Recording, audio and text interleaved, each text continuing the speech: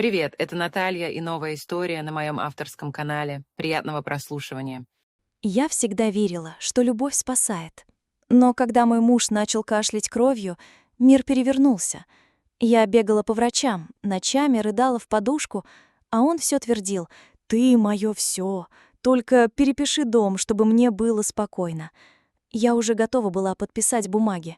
Но в день сделки я узнала такой секрет, что ноги у меня подкосились. Я стою у плиты, помешиваю омлет. На плите потрескивает масло, брызги летят на белый фартук. Солнце через шторы режет кухню золотыми полосами.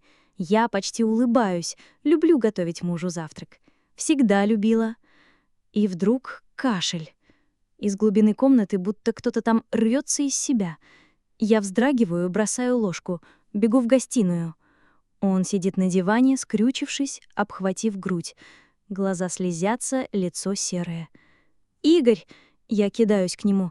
«Дыши, спокойно, все хорошо». Он лишь машет рукой, будто прогоняя меня. Потом вытирает губы рукавом, а на ткани темные алые пятна. Мир трещит у меня в голове. Я хватаюсь за телефон. «Я вызываю скорую». Но он сжимает мою руку так сильно, что у меня костяшки белеют. «Не надо. Пожалуйста, не трать деньги. Все это уже бесполезно». Я стою над ним, дрожа, словно листик. «О чем ты говоришь? Надо к врачу!» Он отворачивается к окну. Шепотом. «У меня плохие анализы. Очень плохие. Врачи сказали, что все может быть быстро». Я слышу гул в ушах, как будто поезд мчится прямо сквозь мой череп. «Какие анализы? Когда ты успел?» Я почти кричу. Он не отвечает, только глаза. Мокрые, блестят как стекло. И в этих глазах такая боль, что я тут же замолкаю. Прижимаю его к себе, чувствую, как он дрожит. Он шепчет мне в волосе: «Мне не о себе страшно. Я за тебя боюсь. Если со мной что-то случится, ты останешься одна, без денег, без защиты». Я моргаю, прогоняя слезы. Хочу сказать, что мне ничего не надо, кроме него. Но он вдруг берет меня за подбородок, смотрит мне в глаза таким странным, слишком напряженным взглядом. «Ты должна переписать дом на меня, пока не поздно. Я хочу, чтобы все было оформлено правильно, чтобы никто тебя не обидел, если меня не станет». Мои губы дрожат. «Но зачем? У нас же все общее». «Юля, послушай». Он сглатывает. «Мой брат, он, если узнает, что я болен, может начать претендовать на имущество. Он всегда был жадным. Я хочу тебя защитить». Я отступаю на шаг. У меня словно грудь стянули ремнем. Но переписать дом полностью... Он резко накрывает мои руки своими. «Я же твой муж. Я не предам тебя». И тут он улыбается. Такая трещинка в улыбке, будто осколок стекла, но я не могу понять, что именно меня пугает в это мгновение. В тот же вечер я мотаюсь между аптекой и домом, покупаю травяные сборы, витамины, пытаюсь гуглить его симптомы. Ночью он ворочается, тихо стонет во сне. Я глажу его волосы. Он просыпается, хватает меня за руку. «Юля, если меня не станет, я не прощу себе, если ты останешься ни с чем». Я шепчу: «Ты не умрёшь. Я этого не допущу». Он вдруг смеется, коротко, глухо. Иногда жизнь нас не спрашивает. В тот момент все во мне будто ломается. Наутро я прихожу в кухню уварить кофе, но чувствую странный запах, как будто в кофе намешали что-то металлическое. Я наливаю в кружку, подношу к губам и все таки не пью. Что-то внутри меня щелкает, как замок. И тут в дверь звонок. Я открываю, на пороге стоит Павел, брат Игоря. Высокий, дерзкий, с ухмылкой.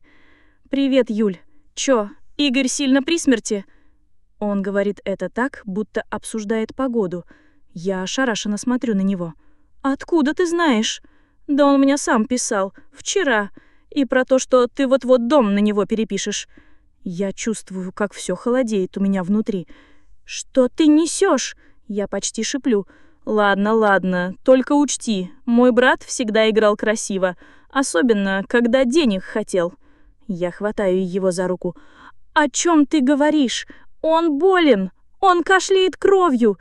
Он кидает на меня взгляд полный странной жалости. Да ты вообще видела эти анализы? Или он тебе просто рассказывал? Я отступаю, у меня дрожат пальцы. «Уходи!» — шепчу. Павел кивает, улыбаясь уголком губ. «Как скажешь. Но если чё, вспомни мой совет. Проверяй все, что он говорит». Дверь закрывается за ним.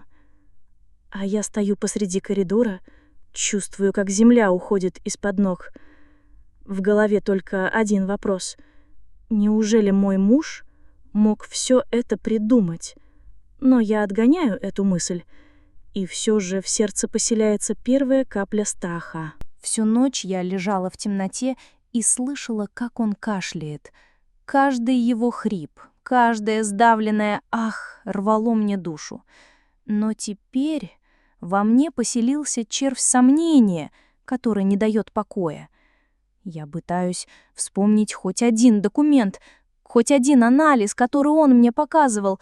Ничего. Только его глаза, полные боли, и слова, от которых у меня сердце в клочья. Утром я бреду в аптеку. В руках список. Сиропы, травы, таблетки. Мне вдруг кажется, что я живу в кошмаре, который сама себе придумала. «Юля!» — слышу за спиной голос Игоря. Я вздрагиваю так сильно, что чуть не роняю бумажку. Он стоит в пальто, бледный, с потными волосами, подходит, обнимает за плечи. «Не трать на меня столько денег», — шепчет он. «Лучше реши с домом, пока я еще в силах все оформить». Я отстраняюсь. Вижу, как в его глазах вспыхивает что-то похожее на испуг. «Игорь, я хочу увидеть твои анализы». Он моргает несколько раз, лицо бледнеет еще больше. «Ты мне не веришь?» «Я хочу быть уверена, понимаешь? Если у тебя правда что-то серьезное, я должна это знать, я должна быть готова». Он опускает глаза. «Ладно, я тебе их покажу. Завтра, обещаю». Но, уходя, он странно оглядывается через плечо, как вор. Вечером ко мне приезжает моя подруга Лера. С порога кидает сумку на кресло. «Так, садись, все рассказывай». Я вываливаю ей все. И про кровь, и про брата, и про просьбу переписать дом. Лера слушает, грызя ноготь. «Юль, а ты уверена, что он болеет?» «Лер, ты бы видела, как он кашляет, как его трясет!» Лера фыркает. «Кашлять можно и ради шоу, особенно если хочешь получить дом. Ты ж понимаешь, Игорь всегда был, артист». Я резко встаю. «Ты его не знаешь, он не такой». Лера смотрит на меня мягче. «А ты уверена, что знаешь его? Полностью?» Я опускаю глаза, потому что не уверена. Не до конца. Лера тянет ко мне руки. «Юль, ну ты хоть документы проверь и к нотариусу сходи, одна, без него. Пусть тебе все объяснят». Я киваю, но в груди сплошной комок вины, будто я предаю его, даже думая о проверках. Ночью я просыпаюсь от того, что Игорь рыдает в ванной. Дверь приоткрыта. Я вижу его спину. Он сидит на полу, голова запрокинута, плечи трясутся. Я подхожу, он резко поворачивается, в руке салфетка, пропитанная кровью. «Зачем ты встала?» Он почти орёт. Я кидаюсь к нему. Он отталкивает меня так, что я чуть не роняю. «Не смотри на меня такой, жалостливой!» Я прижимаю его голову к себе. Слышу, как он шепчет, почти нечленораздельно. «Если бы ты знала, если бы ты знала!» Я цепенею. «Что я должна знать?» Он замолкает, только смотрит на меня пустыми глазами. «Перепиши дом. Прошу тебя, Просто сделай это. Я отступаю. Завтра покажешь мне анализы, и тогда поговорим. Он долго молчит, потом кивает, но взгляд у него, будто он решился на что-то страшное. Утром он уходит в аптеку, а я, дрожа, начинаю перерывать квартиру. Пальцами ощупываю шкафы, ящики, тумбочки. Сердце колотится, как барабан. И вдруг в его письменном столе нахожу папку. Открываю. Там лежат какие-то бумаги. Я пролистываю их трясущимися руками и застываю. Справка из лаборатории. Имя Игорь В. Результат: все показатели в норме. Заболеваний не выявлено. Я шепчу: «Нет, нет». Перелистываю дальше, там распечатка переписки. Игорь пишет кому-то. Она почти готова. Дом на нее записан. Нужно только, чтобы она подписала бумаги. Тогда можно действовать. У меня кружится голова. Я хватаюсь за комод, чтобы не упасть. Я вдруг слышу шаги в коридоре. Игорь возвращается. Я захлопываю папку, прячу ее под свитер, и в этот момент он заходит, улыбается. «Привет, как ты?» Я стою перед ним и ощущаю, что между нами теперь целая пропасть. Он делает 2 шага ко мне, я инстинктивно отступаю. Он останавливается, смотрит с болью и какой-то странной смесью жалости и раздражения. «Юль, почему ты отстраняешься?» Я пытаюсь говорить спокойно. «Где твои анализы?» Он опускает глаза.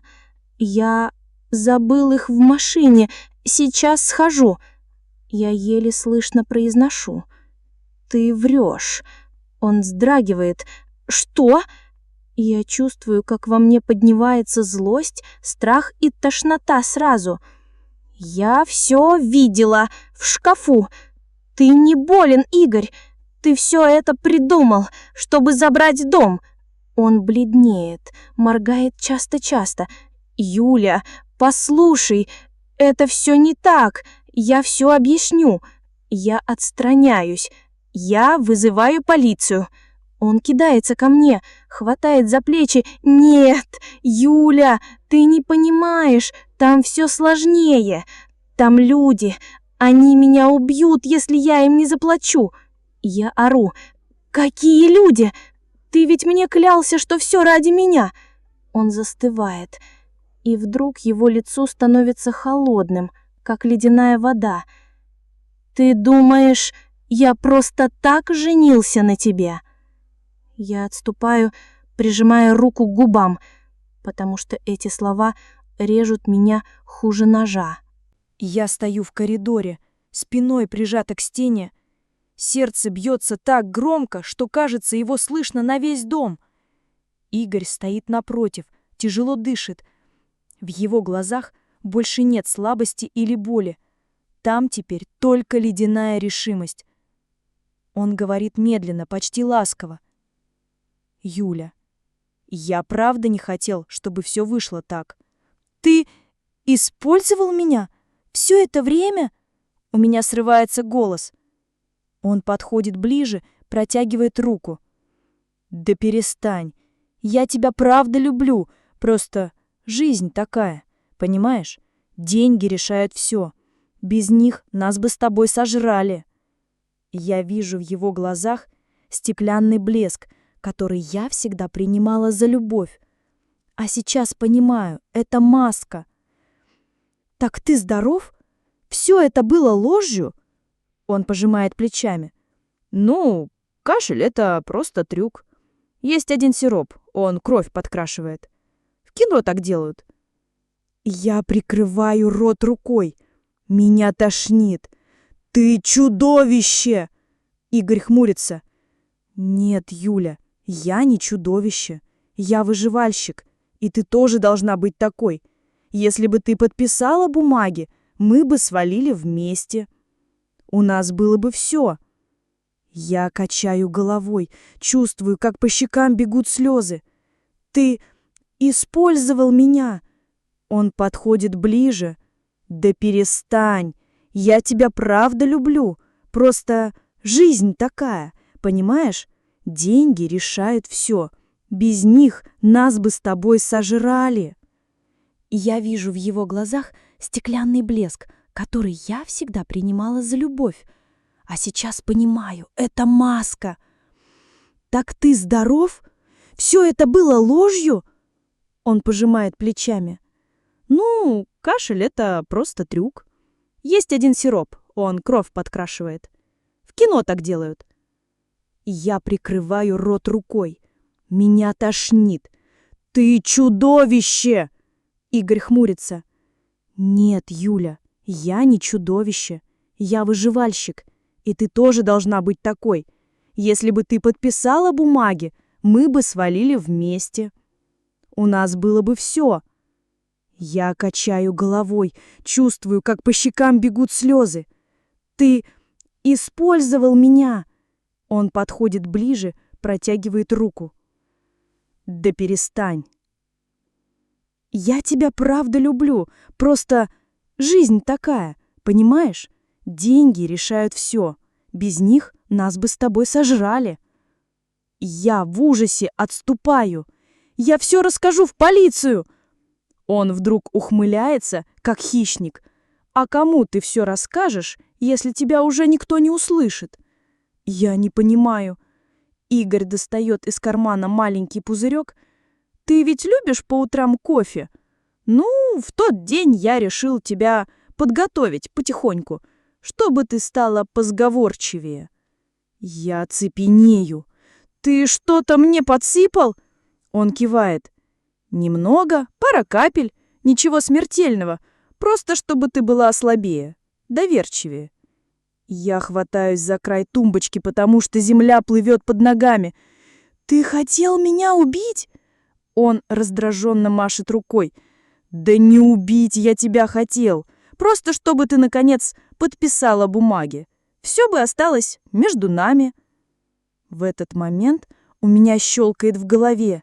Я понимаю, что если сейчас не уйду, он сделает со мной все, что угодно. Я резко разворачиваюсь и бегу в спальню. Он бросается за мной. «Юля, стой!» Я успеваю захлопнуть дверь. Игорь бьет в дверь кулаком. «Не делай глупостей! Я тебя люблю!» Я хватаю телефон. Руки дрожат так сильно, что едва набираю 102. И тут дверь вылетает. Он врывается в комнату, хватает меня за руку. «Отдай телефон!» Я кричу, бью его кулаком по груди, но он сильнее. Вырывает телефон, швыряет его в стену. Он разбивается на осколки. «Почему ты все усложняешь?» — орёт он. Я хватаю с комода настольную лампу и со всей силы бью его по голове. Он отшатывается, стонет, хватаясь за висок. Я вылетаю в коридор, босая, срываю ключи с крючка. Он кидается за мной, но я выбегаю за дверь. На улице яркий свет, лето, жарко, но мне кажется, что я вся во льду. Я мчусь к соседям, стучу в дверь. Соседка Люба открывает, в бигуди, в халате. Я задыхаюсь. «Люба, вызови полицию! Он меня убьет!» Люба хватает телефон, а я стою у нее на пороге и слышу, как Игорь в подъезде орет: «Юля, вернись, мы все решим!» Минут через 15 он уже сидит в наручниках. Двор заполняется мигалками, соседи выглядывают в окна, шепчутся. Игорь пытается что-то объяснить полицейскому. «Да она все врет! Я ее люблю! Это наши семейные дела!» Полицейский кивает, но на лице у него написано: «Мы все поняли». Я стою рядом, вся в слезах, кутаюсь в плед. Офицер спрашивает: «Вы уверены, что хотите написать заявление?» И я киваю. «Он меня обманывал, хотел отобрать мой дом, и он меня травил». Игорь резко вскидывает голову. «Юля, не делай этого! Я ради нас старался! Все ради нас!» И я смотрю на него, на человека, которого любила, на того, ради кого готова была ночами не спать, готовить травки, молиться, и понимаю, что этого человека больше нет. Я говорю тихо: «Нет, Игорь, все это было ради тебя, только ради тебя, но больше нет». Проходит неделя. Я хожу по пустому дому, в каждом углу его запах, его голос, его смех. Приходит Лера, привозит мне пирог, обнимает. «Ну как ты?» Я улыбаюсь среди слез. «Выживу». Она вздыхает. «Я всегда знала, что он мутный тип, но ты настоящая, ты сильнее, чем думаешь». Я отвожу взгляд, потому что не чувствую себя сильной, только очень уставшей. Вечером я достаю из ящика ключи от дома, долго держу их в ладони, потом иду к окну, распахиваю шторы. За окном вечернее солнце красит стены розовым. Я вдыхаю воздух полной грудью и думаю, что этот дом теперь мой, по праву, и никому больше я его не отдам, и что даже после самой страшной лжи жизнь все равно продолжается. Спасибо, что были со мной и дослушали эту историю. Если она вам откликнулась, буду рада вашей оценке, комментариям и подписке. Ваша поддержка дает силы продолжать. Берегите себя и своих близких.